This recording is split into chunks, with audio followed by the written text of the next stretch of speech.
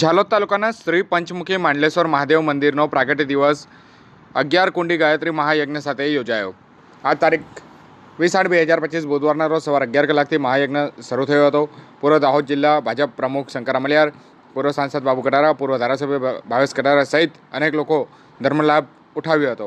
ઝાલોદ તાલુકાના માંડલીખુડા મુકામે આવેલા પ્રકૃતિના ખોળે બિરાજમાન એવા પંચમુખી મહાદેવ મંદિર એ ખૂબ જ જલ્દી તાલુકામાં લોકો માટે આસ્થા, શ્રદ્ધા અને વિશ્વાસનું પ્રતીક બન્યું હતું। તાલુકાના લોકોએ આ રમણીય સ્થળની મુલાકાત લેવા માટે અવારનવાર આવતા જતા હતા। આજરોજ પંચમુખી માંડલેશ્વર મુકામે મંદિરનો પ્રાગટ્ય ઉત્સવ તથા 11 કુંડી ગાયત્રી મહાયજ્ઞ મંદિરના પટાંગણમાં યોજાયો હતો। આજના 11 કુંડી ગાયત્રી મહાયજ્ઞ નિમિત્તે અંદાજિત 33થી વધુ યુગલોએ આ મહાયજ્ઞ કુંડમાં પૂજાનો લાભ લઈ અને ધર્મલાભ લીધો હતો।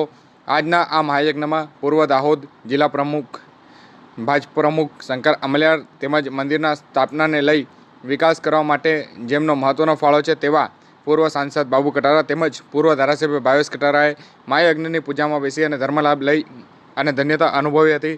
આજના આ ગાયત્રી મહાયજ્ઞ નિમિત્તે ગાયત્રી પરિવાર દ્વારા મહાયજ્ઞમાં બેસેલા મહાનુભાવો દ્વારા કળશ પૂજા, દીપ પૂજા, ગુરુ પૂજા, યજ્ઞ પૂજા કરવામાં આવેલ હતી।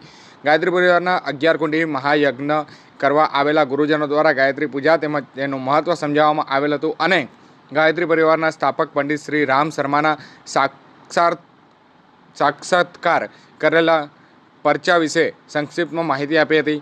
સર્વદેવોનું આહ્વાન કરી 11 કુંડી મહાયજ્ઞ અને પૂજા કરવામાં આવી હતી। આજના મહાયજ્ઞ નિમિત્તે વ્યસન મુક્તિ પર વિશેષ ભાર મૂકવામાં આવ્યો હતો તેમજ વ્યસનથી થતા નુકસાન વિશે પણ સૌને સમજ આપવામાં આવી હતી। તેમજ ગાયત્રી પરિવારના સૂત્ર હમ સુધરેંગે યુગ સુધરેગાના સૂત્ર સાથે જીવવા સૌને આહ્વાન કરવામાં આવ્યું હતું। તેમજ આ પૃથ્વી પર અનેક દેવી દેવતાઓ છે અને જો ભાવથી કોઈ પણ દેવી દેવતાઓની પૂજા કરે તો ધર્મલાભ જરૂર મળે છે। આજના યુગમાં ખર્ચ કરવો તેના વિશે કેટલો ખર્ચ ક્યાં કરવો તેના વિશે પણ જાણકારી આપવામાં આવી હતી। ઓછા ખર્ચ જ્યાં થાય તે વ્યક્તિ પરિવારનો વિકાસ થાય તેના વિશે જાણકારી આપવામાં આવી હતી। ગાયત્રી પરિવાર સમાજમાં સામાજિક સમરસતા જળવાઈ રહે તેમજ સમાજમાં દૂષણો દૂર કરાય સતત તે દિશામાં કામગીરી કરી રહેલ છે। તેમજ ગાયત્રી મંત્રના પઠન કરી માત્ર મનની શાંતિ મળે છે તે અને કહી શકાય કે પ્રભુનો સાક્ષાત દર્શન પણ થાય છે। આજના 11 કુંડી મહાયજ્ઞમાં સમાજના દૂષણો તેમજ માનવીય દુર્ગુણોને આહુતિ આપવા આહ્વાન કરવામાં આવેલ હતું। 11 કુંડી મહાયજ્ઞમાં હોમ હવન પૂજા કર્યા બાદ આરતી કરવામાં આવી હતી। પૂજા આરતી થયા બાદ મોટા પ્રમાણમાં ઉપસ્થિત સૌ લોકોએ મહાપ્રસાદીનો લાહવો લીધો હતો। શ્રાવણ માસના પવિત્ર માસમાં આ મહાયજ્ઞનો લાભ લઈ સૌ ભક્તોએ ધન્યતા અનુભવી હતી।